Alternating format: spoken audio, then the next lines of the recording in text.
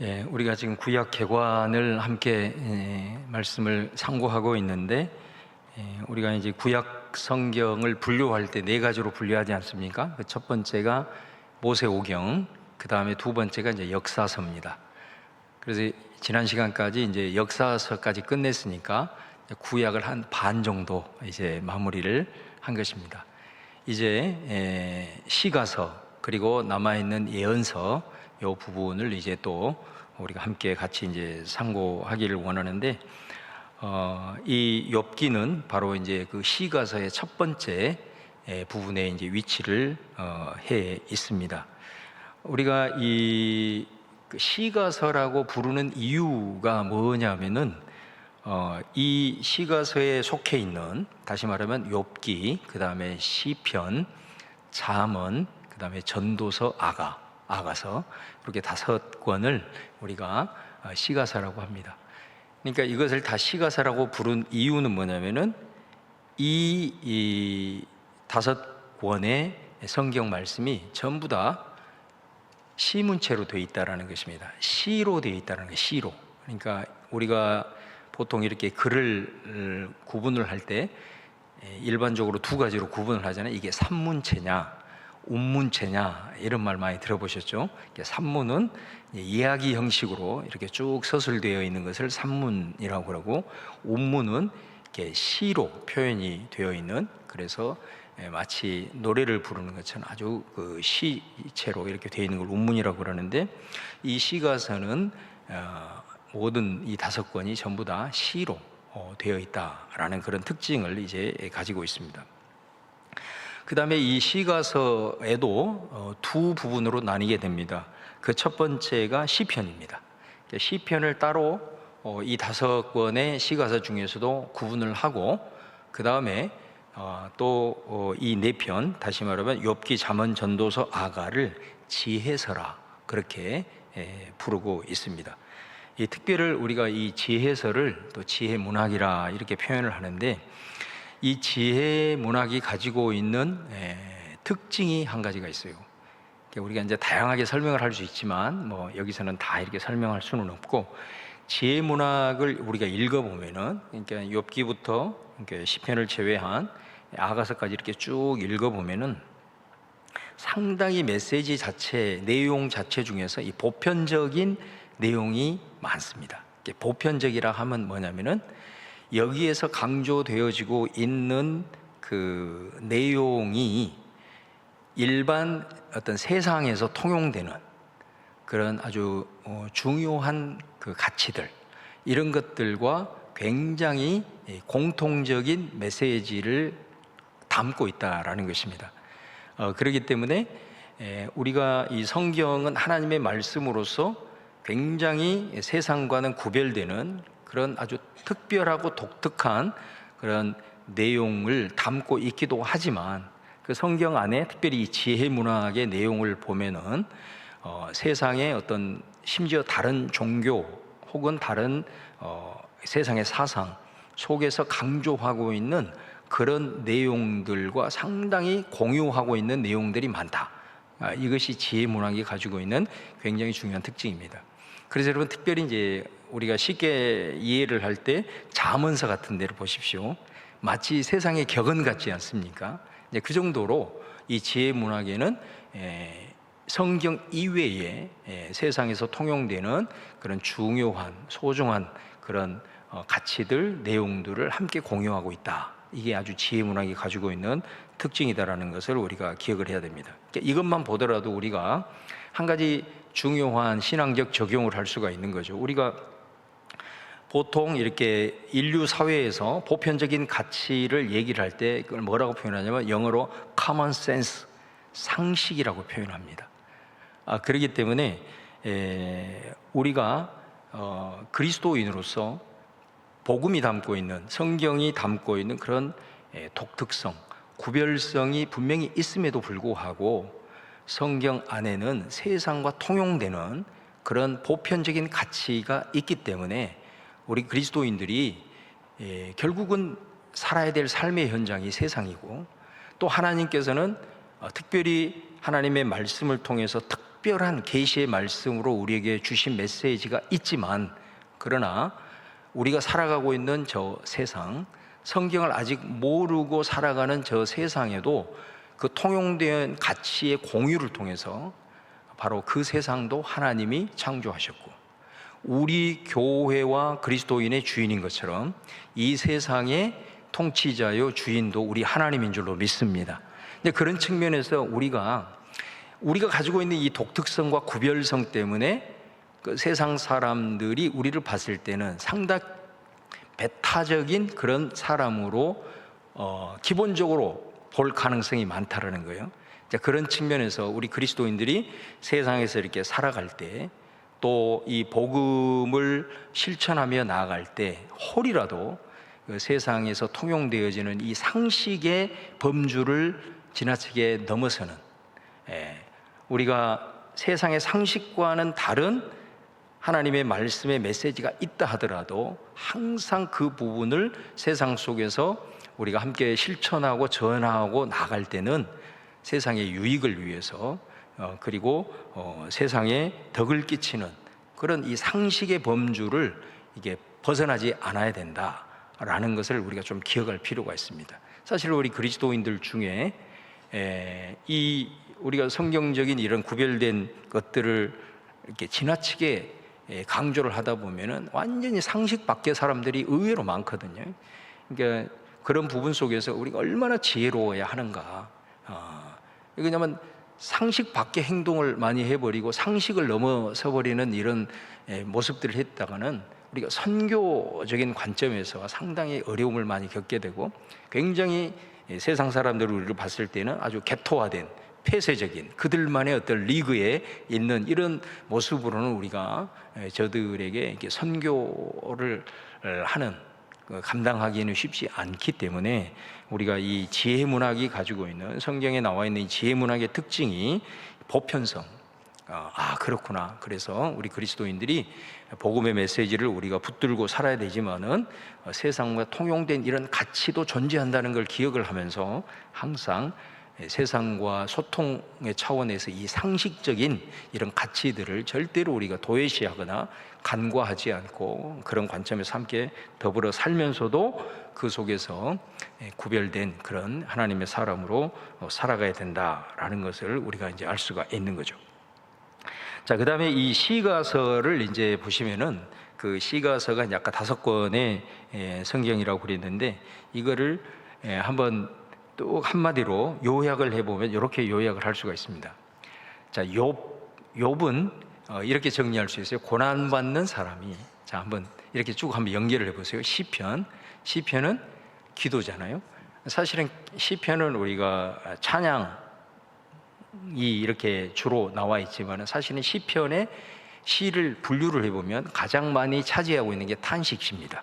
그러니까 하나님 앞에 탄식하고 무림을 치면서 나중에는 좀 전환이 되어져서 하나님을 찬양하는 것으로 끝나지만은 탄식시가 제일 많거든요. 그러니까 어떻게 보면 시편은 전체가 하나님 앞에 올려드리는 이 탄식의 기도다. 그것이 올려드려졌을 때 하나님을 만남으로써 찬양으로 이제 전환이 된 거거든요. 그러니까 어떻게 보면 시편은 하나님 앞에 탄식으로 올려드리는 곡조 있는 기도를 드리는 것이다, 이렇게 표현할 수가 있어요. 그 다음에 잠언은 지혜서잖아요. 거기에는 수많은 지혜들, 그러나 그 모든 지혜와 지식의 근본이 이제 하나님을 경외함으로 나타나고 있는 그 지혜의 근본에 대해서 말씀하고 있고, 전도서는 우리가 잘 아는 대로 그 세상의 모든 이치를 다 터득한 지혜자가 세상의 삶의 끝자락에서 살펴보니까 세상은 다 헛되고 헛되더라 라는 것이 전도서의 주제 아니겠습니까? 아가서는 하나님을 신랑으로, 그리고 하나님의 백성을 신부로, 그래서 신랑과 신부의 사랑을 통해서 교회와 성도들, 하나님의 백성의 신랑 되시는 하나님을 사랑하는 그런 주제 아니에요. 그래서 이 시가서를 마치 한 권의 책처럼 연결을 지었을 때 이렇게 정리를 할 수가 있겠죠. 고난받는 사람이 기도하면서 지혜를 얻고 세상의 헛됨을 깨달으며 결국은 하나님을 사랑하게 된다. 이렇게 시가서를 한마디로 이렇게 요약을 할 수도 있겠습니다. 자, 이런 관점을 이렇게 보시면서 이 시가서를 좀 전체적으로 이해를 하실 수 있기를 바라고요. 자, 이어서 이제 시가서의 첫 번째인 욥기를 살펴보면은 우리가 이제 오늘과 다음 시간에 두 번에 걸쳐서 욥기를 다룰 터인데, 자, 욥기는 제가 결론적으로 저는 딱 세 가지의 중요한 메시지가 욥기에는 담겨 있다, 이렇게 볼 수가 있습니다. 첫 번째는 뭐냐면 질문하는 신앙입니다. 그러니까 욥기는 사실은 우리가 깊이 이렇게 욥기를 연구하고 또 욥기를 읽어보면 사실은 우리가 지금 가지고 있는 신앙의 터전 자체를 근본적으로 뒤흔들어 버리는 성경이 욥기입니다. 그래서 이 욥기는 사실은 우리가 신앙적인 어떤 발돋움을 위해서는 반드시 우리가 깊이 있게 읽어야 될 책이 욥기입니다. 그러니까 이 욥기에 있어서 가장 아주 중요한 주제 중에 하나가 뭐냐면은, 이게 이제 다음 시간에 총 정리를 한번 할 거거든요. 근데 이제 결론적으로 먼저 우리가 욥기가 뭐를 강조하고 있느냐라고 하는 이 세 가지를 볼 때, 첫 번째는 질문하는 신앙입니다. 지금까지는 이제 우리가 보통 말씀을 듣고 순종하고, 말씀을 듣고 순종하고, 이런 이제 전통적인 그런 신앙의 체계 속에서 또 이렇게 신앙생활을 해왔단 말이죠. 중요합니다. 그것을 거부한다는 것이 아니고, 그것은 그 나름대로 하나의 중요한 부분들이 있지만은, 욥기는 뭐를 얘기를 하냐면 상당히 신앙적 어떤 회의 속에서 하나님 앞에 끊임없이 질문하는, 자신의 삶의 모습을 통해서 해결되지 않는 모습으로 하나님 앞에 끊임없이 질문을 하는, 그것을 통해서 신앙적인 발돋움을 이루어가는 아주 중요한 부분을 보여줍니다. 그래서 이 질문은 또 사람들과의 심지어 토론으로까지 이어지고 끊임없는 논쟁으로까지 이렇게 이어지면서 그 진리를 향한 그 열망을 이제 찾게 되는데, 그런 측면에서 이 욥기가 가지고 있는 중요한 주제 중에 하나는 질문하는 신앙, 이 부분이 아주 중요한 하나의 특징을 가지고 있고요. 그 다음에 두 번째는 이 고난에 대한 인식의 지평을 우리에게 넓혀줍니다. 그래서 이 욥기가 가지고 있는 이 고난의 의미, 이것들을 이제 제가 다음 시간에 총 정리를 한번 하도록 하겠습니다. 구약에서 고난에 대한 부분을 얘기를 할 때는 욥기를 얘기하고, 신약에서는 베드로전서입니다. 그래서 베드로전서를 고난의 신학이다. 그래서 베드로전서에도 고난에 대한 네 가지를 정리를 이제 해주고 있고, 욥기도 마찬가지입니다. 그래서 고난에 대한 내용을 우리가 보려면 일단은 구약에서는 욥기, 그 다음에 신약에서는 베드로전서를 우리가 읽으면 잘 알 수가 있겠다. 그 다음에 세 번째는 놀랍게도 이 고난을 통해서 욥기에서 말하고자 하는 것은 고난을 통한 사명의 발견입니다. 그래서 이 부분이 매우 중요한 부분이고, 우리에게는 좀 약간 익숙하지 않는 그 부분인데, 이제 이 세 가지가 이 욥기에 있어서 매우 중요한 부분이다라고 볼 수가 있습니다. 여러분, 사실 욥기가 굉장히 중요한 부분이, 우리가 잘 아는 대로 그 미국에 보면은 그 시카고 대학이라고 있어요. 시카고 대학이 초창기에는 상당히 이게 삼류 대학이에요. 근데 이 대학이 어느 시점에서 아주 초인류 대학이 되게 됩니다. 그 이유가 뭐냐면은 이 대학에서 2025년까지 해서 노벨상이 이 대학에서 몇 명이 나왔냐면 101명이 나왔습니다. 그러니까 우리나라는 몇 명 나왔죠? 2명 나왔어요. 그 중에서 대학은 한강 작가에서 연세대에서 1명 배출했어요. 김대중 대통령은 대학교를 안 다녔기 때문에. 근데 이 한 대학에서 노벨상 수상자가 101명이 나왔어요. 왜 갑자기 삼류대학에서 이렇게 엄청난 공부를 세계에서 제일 많이 하는 대학, 그리고 노벨상을 이렇게 많이 배출한 대학의 명문 대학이 되었느냐? 허친스라고 하는 총장이 부임을 하면서 이분이 총장으로서 15년, 그 다음에 총장 버금가는 그 디렉터로서 또 7년, 그렇게 해가지고 총 22년을 이 시카고 대학을 이끄는 거예요. 근데 이분이 총장이 되면서 그 유명한 허친스 플랜이라고, 이제 우리나라에서는 시카고 플랜이라고 알려져 있습니다. 이 플랜을 실시를 합니다. 그러니까 이게 뭐냐면 지금은 이제 폐기가 됐습니다, 이게. 근데 이 허친스 플랜이라고 하는 것이 뭐냐면은 우리 대학에 들어오면 졸업할 때까지, 대학 4년간 졸업할 때까지 100권의 인문 고전을 읽어야 된다라는 플랜입니다. 그래서 이 대학에서는 150권 정도의 인문 고전을 소개를 해주고 그 중에서 100권을 읽어야만 졸업을 하게끔 하는 허친스 플랜을 발표한 거예요. 여러분 1년에 4년에 100권을 읽으려면 1년에 25권을 읽어야 돼요. 한 달에 그러면 한 2권은 읽어야 되는데, 그 인문 고전이라는 게 여러분 이게 뭐 소설책도 아니고 그 정도로 공부를 시킨 거예요. 그러니까 여러분 어렸을 이렇게 젊은 시기에 인문 고전을 많이 읽게 되니까 제일 중요한 게 뭐예요? 책을 많이 읽으면 사람의 감성이 개발이 되잖아요. 그리고 두 번째는 통찰력이 생기는 거예요. 창의력이 생기는 거예요. 결국은 자연과학을 전공하는 자들이나 공대를 다닌 자들이나 모든 자들이 바로 이 허친스 플랜에 따라서 4년을 졸업할 때 자기 학과 공부 이외에 100권의 인문 고전을 읽으면서 이 대학은 초인류 대학으로 노벨상을 101명을 배출하는 명문이 된 거예요. 제가 왜 이 얘기를 하냐면 이 추천하는 중에 성경이 들어있을까 안 들어있을까요? 네, 들어있겠죠. 근데 성경은 사실은 여러분 66권이잖아요. 어떻게 보면 세상 책으로 굳이 표현을 하면은 합본집이에요. 66권의 책이 한꺼번에 이렇게 묶여 있는 것이 성경이라고. 그러니까 성경을 다 읽을 수가 없잖아요. 그래서 그 대학에서는 성경에서 3권을 지정을 해줍니다. 그 첫 번째가 뭐냐면 구약에서는 창세기, 그리고 신약에서는 마태복음, 그리고 한 권이 뭘까요? 퀴즈입니다. 퀴즈. 그 한 권이 뭘까요? 네, 욥기입니다. 그러니까 구약에서 딱 시작해서 하나님의 창조주 되심, 제일 중요하잖아요. 신약에서는 예수님의 생애가 다 담겨 있는 하나님의 나라의 완성체인 마태복음, 그리고 한 권이 뭐냐면 욥기예요. 그러니까 욥기가 가지고 있는 인간이 이 세상을 살아가면서 직면하는 이 고난에 대한 가장 심오한 진리가 욥기에 내포되어 있다라는 것을 그 대학에서 인정하고 욥기를 지정을 했다라는 측면을 봤을 때 우리 신앙인들 뿐만 아니라 이 욥기가 얼마나 우리들의 삶에 있어서 중요한 성경인가라는 것을 단적으로 보여준다고 할 수가 있습니다. 자, 그러면 이 욥기의 한번 구조를 한번 우리가 살펴보시면요.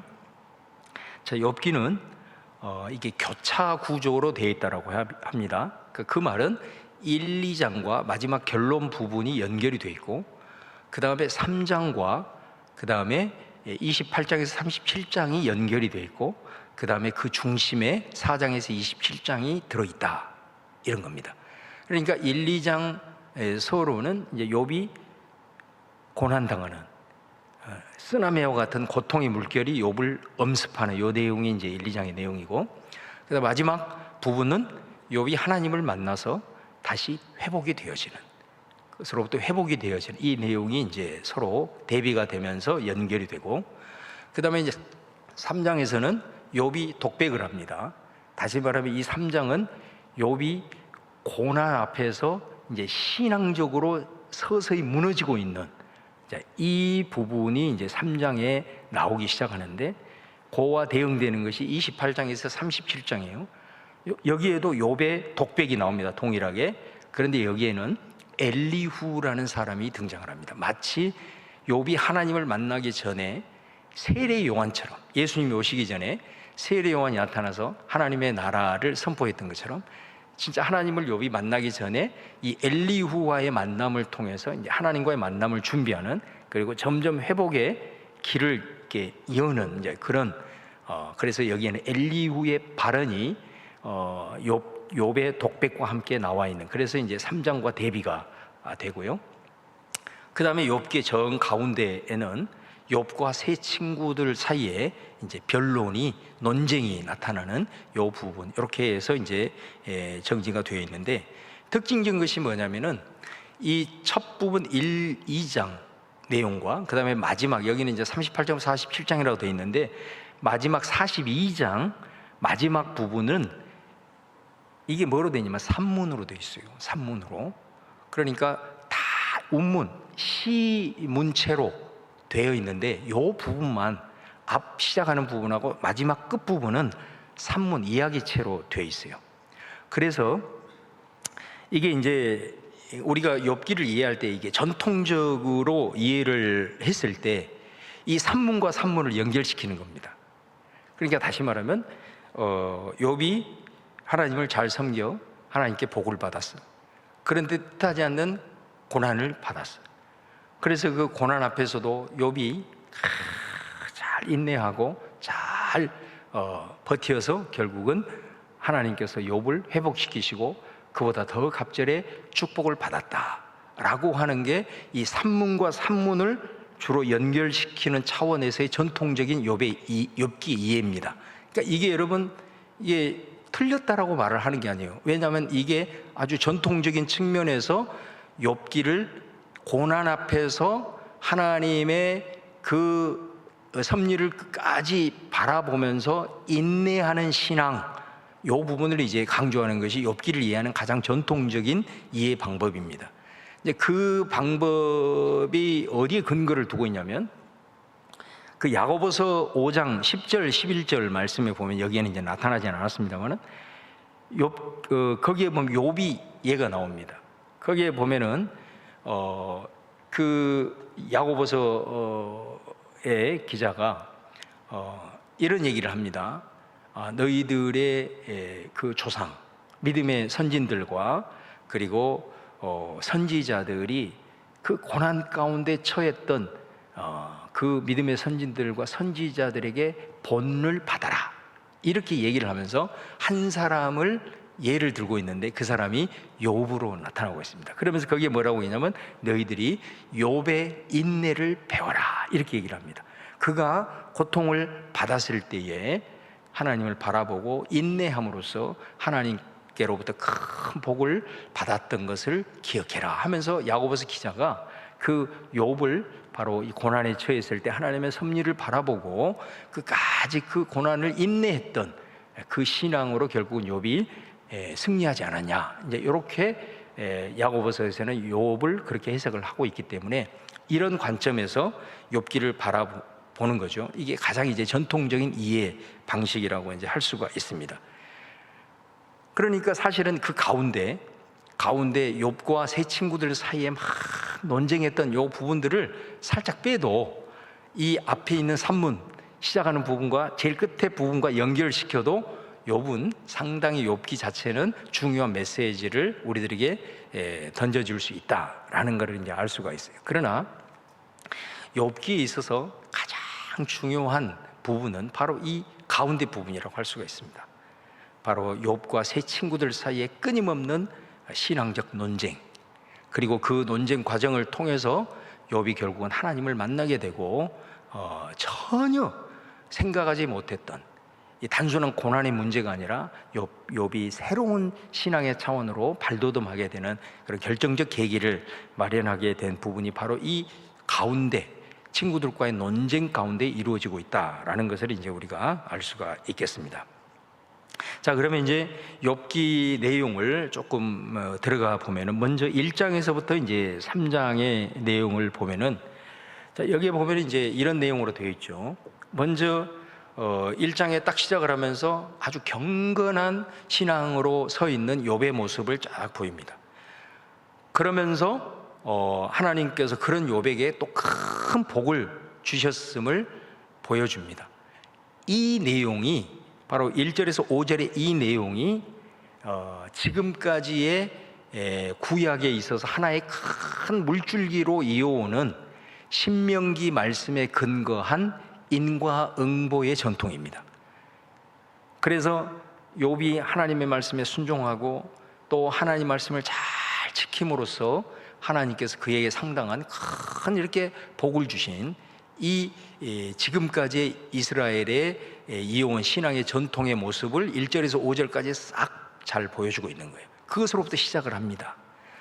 그런데 갑자기 이 욥의 살아가는 땅의 모습을 보여주다가 6절에서는 갑자기 장면이 어디로 전환이 되냐면 하늘로 전환이 됩니다. 눈에 보이지 않는 영적인 세계로 전환이 됩니다. 거기에서는 이제 사탄이 등장을 하게 돼요.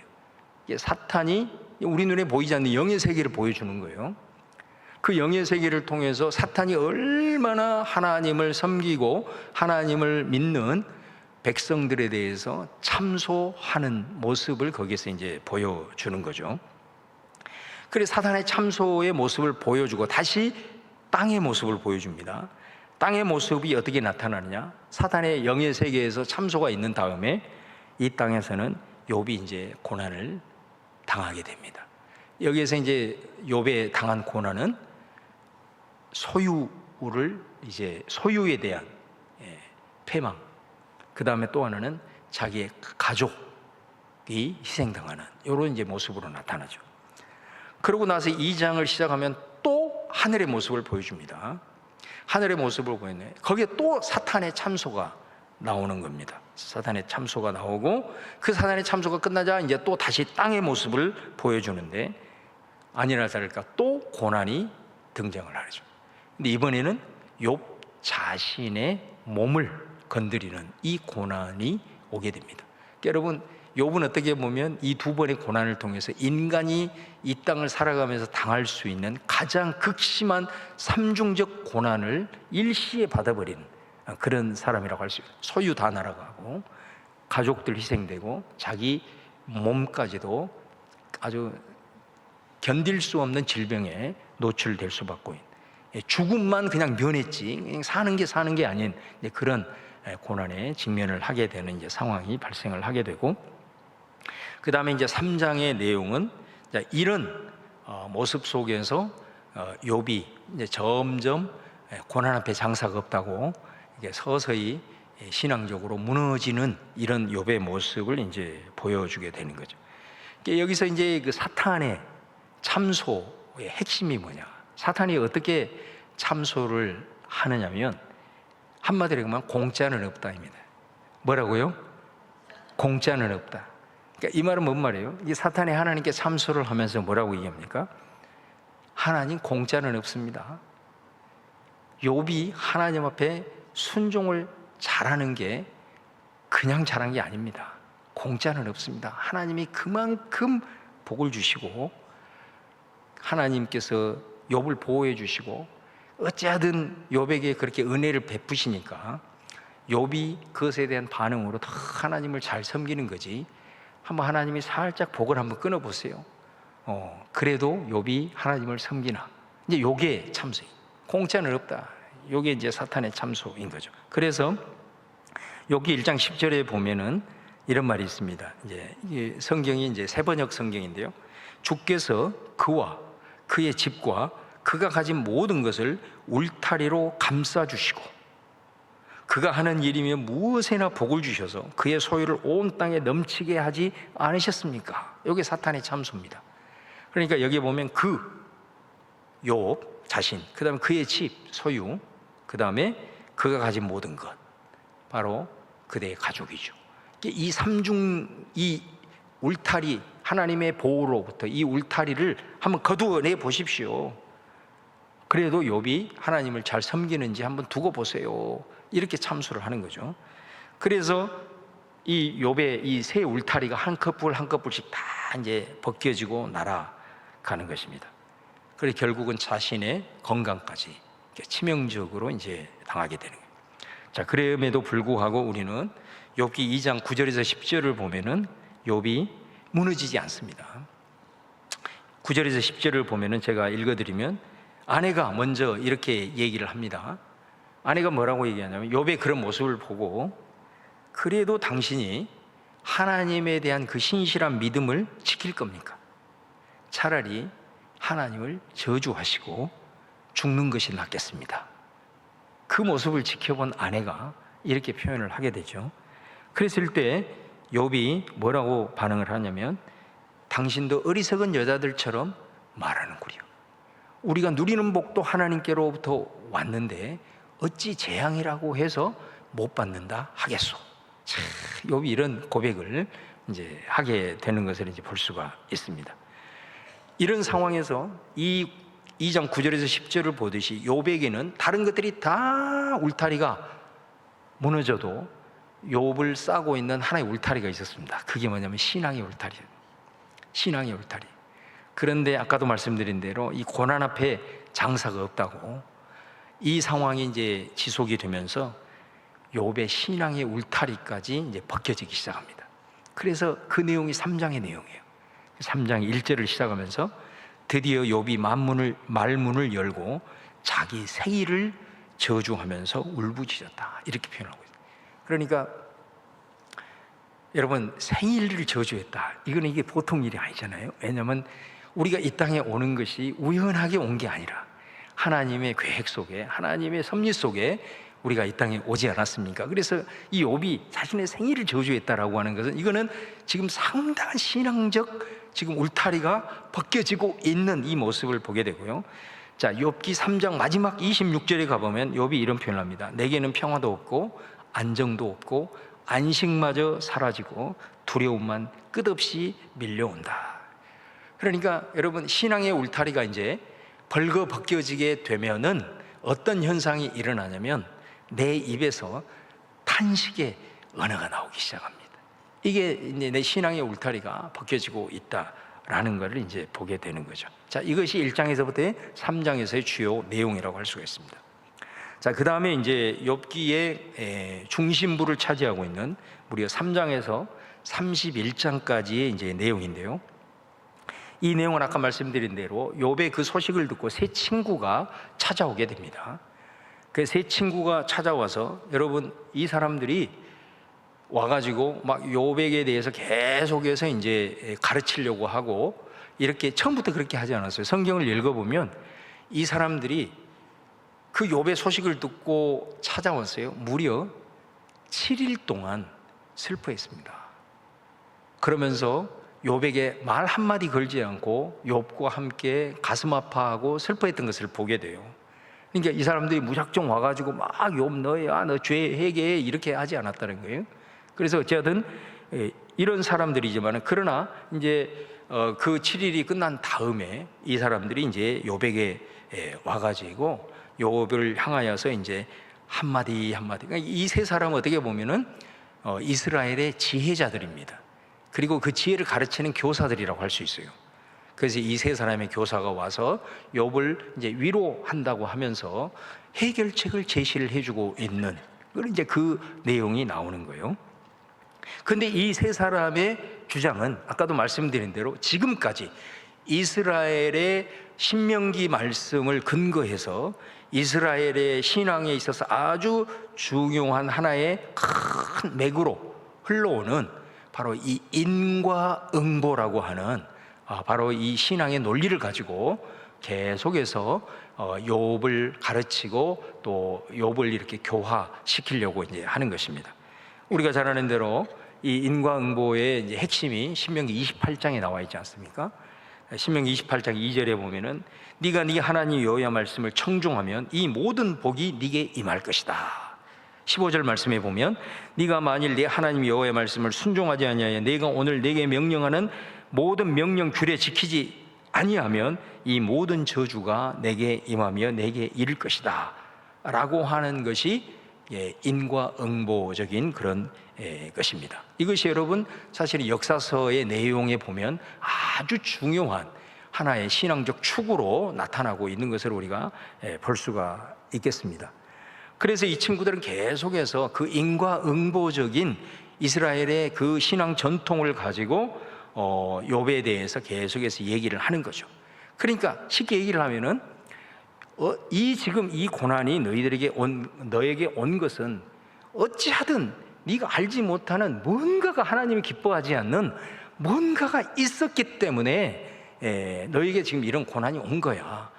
그러므로 이 부분에서 해결이 되기 위해서는 네가 이것으로부터 회개하고 하나님 앞에 돌아오면 하나님께서 다시 회복을 시켜주실 것이다 라고 하는 이제 메시지를 사실은 던지는 거예요. 근데 여러분, 이 인과응보적인 전통이요, 단순히 이 구약 여기에서만 있는 것이 아니고 이게 신약 성경까지 이어와요. 이거 하나의, 그 이후에도 계속된 하나의 축이었던 걸 보게 됩니다. 우리가 잘 아는 요한복음 9장에 보면은 예수님이 길을 갈 때 맹인된 사람을 볼 때에 제자들이 뭐라고 예수님에게 말을 하냐면, 예수님, 이 사람이 맹인으로 태어난 것이 누구의 죄 때문입니까? 자기 죄 때문입니까? 부모의 죄 때문입니까? 이게 지금 인과응보적인 전통으로 예수님에게 질문을 하고 있는 거잖아요. 그랬을 때 예수님이 뭐라고 대답을 하냐? 예수님이 이 인과응보적인 전통의 이 틀을 넘어서는 가르침을 주십니다. 그게 뭐냐면, 이 사람이나 그 부모의 죄로 인한 것이 아니라 그에게서 하나님이 하시는 일을 나타내고자 하심이라.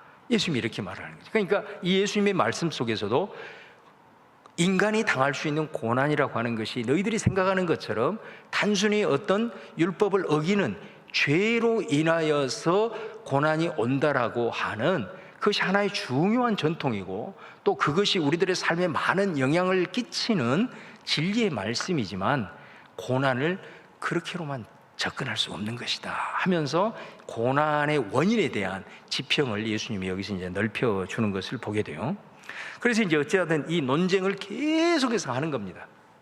계속해서 이제 하는 가운데 이 내용을 이렇게 보면은 이 세 사람의 친구는 끝까지 인과응보 전통, 그 전통을 붙잡고 그것 무너지면 자기네들의 모든 것이 다 무너지는 것처럼 그것을 끝까지 붙들고 이 기나긴 논쟁 속에서 계속해서 세 사람이 돌아가면서 요 말씀에 근거를 해가지고 계속해서 욥을 이렇게 이제 얘기를 하는 거고, 그러나 욥은 여러분 이게 계속해서 이 세 친구들과 이 내용을 가지고 같이 이 논쟁을 하는 가운데 욥은 조금씩 변해간다는 사실입니다.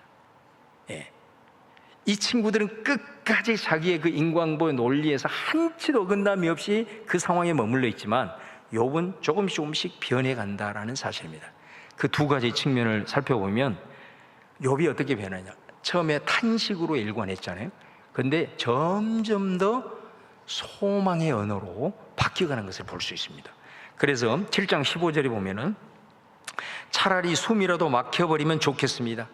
뼈만 앙상하게 살아있기보다는 차라리 죽는 것이 낫겠습니다. 그러니까 이게 욥이 지금 자신의 삶에 쓰나미처럼 밀려오는 이 고난 앞에서 내가 정말 죽고 싶다, 내가 살아서 뭐하냐 라고 하는 이 탄식의 언어의 핵심 고백이라고 할 수가 있습니다. 자, 이랬던 욥이 14장 15절에 가보면 그때 주께서 나를 불러주시면 내가 대답하겠습니다. 주께서도 손수 지으신 나를 보시고 기뻐하실 것입니다. 약간 언어가 조금씩 바뀌고 있습니다. 내가 지금 이런 고난에서 내가 죽지 못해서 산다 이렇게 하다가 이제 주님을 좀 만나면 이 모습이 해결되려나 하면서 그 언어로 좀 바뀌고 있고, 그 다음에 19장의 말씀에 보면은 욥이 이런 고백을 합니다. 그러나 나는 확신한다. 내 구원자가 살아계신다. 나를 돌보시는 그가 땅 위에 우뚝 서실 날이 반드시 오고야 말 것이다. 내 살갗이 다 썩은 다음에라도, 내 육체가 다 썩은 다음에라도 나는 하나님을 배울 것이다. 굉장히 그 언어 자체가 이제 굉장히 소망의 언어로, 그리고 하나님을 더 기대하고 더 하나님을 바라보고 하나님이라면 그럼에도 불구하고 소망이 있겠다라는 언어로 바뀌게 되고, 그리고 19장에서 훅 지나서 오늘 23장의 말씀을 보면은 꼭꼭 숨어 계신 그 하나님이지만 욥이 그런 고백을 하잖아요. 그러나 그가 내가 걸어가는 길을 아시나니 그가 나를 단련하신 후에는 내가 숨금같이 되어 나오리라. 할렐루야. 그러니까 이 점점 더 앞부분에서 뒷부분으로 갈수록 이 욥의 언어가 탄식의 언어에서 소망의 언어로 바뀌고 있는 것을 이제 보게 되고요. 그 다음에 두 번째는 뭐냐면 이 하나님의 이해가 욥은 점점 더 깊어지는 것을 우리가 볼 수 있습니다. 그러니까 지금까지는 욥도 1장 처음 부분에서 나타났듯이 뭐예요? 욥 자신도 인과응보 이 전통 위에서 이것을 누렸던 사람이란 말이죠. 다시 말하면 하나님 말씀 잘 순종하고, 그리고 하나님께서 복을 주시고, 그래서 이거를 자신의 모든 그런 것으로 붙들고 살았어요. 아, 하나님은 이런 분이구나. 내가 하나님 말씀에 순종하면 하나님께서 복을 주시는 분이구나. 이렇게 알았기 때문에 여러분 1장에 보면 욥이 어느 정도였냐면, 욥이 예를 들어서 자기 자식들 생일 잔치가 벌어지잖아요. 그러면 생일 잔치 할 때 막 포도주도 마시고 그랬을 거 아니에요. 그래서 막 잔치를 막 즐기고 그랬을 거 아니에요. 잔치가 끝나면은 욥이 그 자녀들 한 사람 한 사람 그 명수대로 번제를 드립니다. 그러면서 그 번제를 드리는 이유에 대해서 성경은 뭐라고 얘기를 하냐면, 이 아들 한 사람 한 사람이 이 잔치를 통해서 그들의 말과 그들의 행동으로 인해서 하나님을 욕되게 했을까 봐 그 잔치가 끝난 다음에 아들 한 사람 한 사람에게 번제를 드리면서 하나님 앞에 속죄하고 하나님 앞에 다시 한번 회복하게 돌아가는 그 정도의 사람이었단 말이에요. 그 정도로 이렇게 하나님의 말씀에 순종하고 지켰다라는 것은, 욥은 그렇게 할 때 하나님이 자기에게 얼마나 많은 복을 부어 주시는 것인가라는 것을 욥은 알았기 때문에 그렇게 하나님 앞에 신실하게 말씀 가운데 서는 것을 부담으로 느끼지 아니하고 오히려 기쁨으로 그렇게 말씀을 섬기면서 나아갔다라는 걸 볼 수가 있어요. 그래서 욥은 이것이 하나님이 통치하시는 방법이고 나를 향한, 사람들을 향한 하나님의 방식이다, 이게 중요한 이스라엘의 신앙 전통이었기 때문에, 그리고 그걸 생명처럼 붙들고 살아왔다라는 거죠. 그런데 우리가 잘 아는 대로 이 욥이 자기가 지금 이 쓰나미와 같은 어마어마한 고난에 딱 직면을 하고 보니까 요 인과응보적인 이 부분으로는 자신의 문제가 절대로 해결될 수도 없고 이 원인에 대해서 풀어질 수 없다라는 것을 욥이 자각하기 시작하는 거예요. 그러니까 이 친구들이 계속해서, 야, 너 그것이 회개하기가 그렇게 어렵냐? 네 분명한 어떤 네가 알지 못하는 죄가 있을 거야. 그 죄로부터 돌이키기만 해. 그러면 하나님이 말씀한 대로 땅 끝에 있더라도 다시 회복해서 너를 세울 거야. 계속해서 그것을 강조할 때 욥이 뭐라고 계속해서 그들에게 항변을 하냐, 이런 내용이에요. 쉽게 얘기를 하면은, 너희들이 내가 어떻게 살았는지 너희들이 나를 잘 알지 않냐. 아까 제가 말씀드린 대로 나는 그 자녀들에게까지 이렇게 하나님의 말씀 앞에 했고, 내가 잘못된 것이 하나만이라도 생각을 했을 때 그 부분에 대해서 하나님 앞에 늘 회개하고 살아왔어. 그런데 심지어 내가 어떤 죄가 있다 하더라도 내가 지금까지 살아온 내 삶의 모습을 너희들도 알고 나도 알듯이 내가 살아온 이 삶에 있어서 죄를 지었을지언정 그 죄로 인해서 내가 지금 당한 이 고난을 받을 정도의 죄는 아니야. 도저히 욥은 이해가 안 되는 거예요.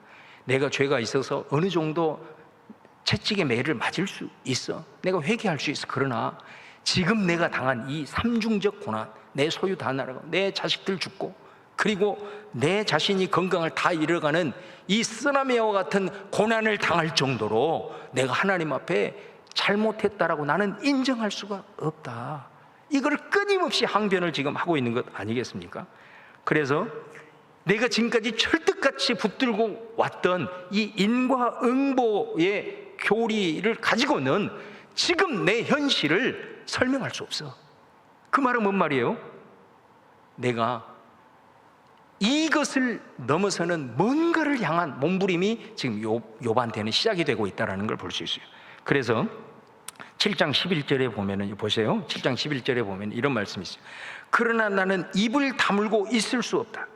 분하고 괴로워서 말하지 아니하고는 견딜 수 없다. 이렇게 얘기를 합니다. 그러니까 이게 하나님이 과연 통치하시는 것이 맞습니까?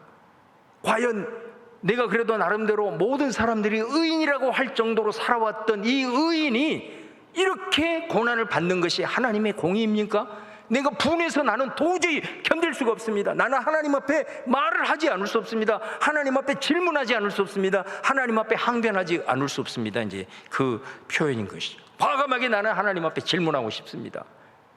이제 그런 고백을 하고 있다는 거예요. 그러니까 이 고백은 뭐냐? 이 끊임없는 자신의 삶의 현실의 문제를 가지고 내가 지금까지 알고 있었던 신앙의 어떤 틀로 해석되지 않을 때 욥은 과감하게 자기가 가지고 있었던 그 신앙의 전통을 내려놓고 하나님에게 단도직입적으로 질문을 하면서 이 부분을 돌파하려고 하는, 이 일을 통해서 하나님에 대한 이해, 하나님이 통치하시는 그 영역에 대한 발돋움을 꾀하고 있는 욥의 모습을 보게 됩니다.